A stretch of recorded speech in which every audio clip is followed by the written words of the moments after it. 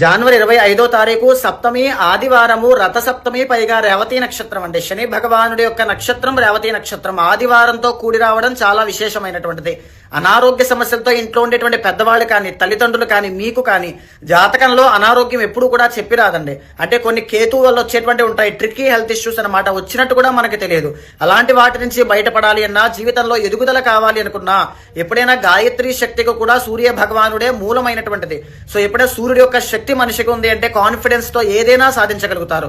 ఇదే కాకుండా రేవతి నక్షత్రం కాబట్టి శని ఇచ్చేటువంటి హెల్త్ ఇష్యూస్ అనమాట. అది ఏలినాటి శని రూపంలో అష్టమ శని రూపంలో ఎలా అయినా కావచ్చు. కిడ్నీ ఫెయిల్యూర్ అవ్వడం, క్యాన్సర్స్ కానీ లేకపోతే స్పైనల్ కార్డ్ కానీ అర్థరైటిస్ కానీ కీళ్ల వాపులు కానీ ఇలాంటివి ఏదైనా కావచ్చు. ఏది ఉన్నా సరే ఆ రోజున సూర్యోదయం కంటే ముందే నిద్ర లేచి స్నానాదులు ఆచరించిన తర్వాత సూర్యుడికి 3 సార్లు అర్ఘ్య ప్రదానము సమర్పించి ఆదిత్య హృదయము అనేటువంటిది చదివి నేను పైన పెట్టేటువంటి మంత్రాన్ని ఆ రోజున 10 సార్లు జపం చేయండి చాలు. ఖచ్చితంగా ఉన్నటువంటి హెల్త్ ఇష్యూస్ నుంచి బయటపడే మార్గం ఏదోటి మీకు కనబడుతుంది.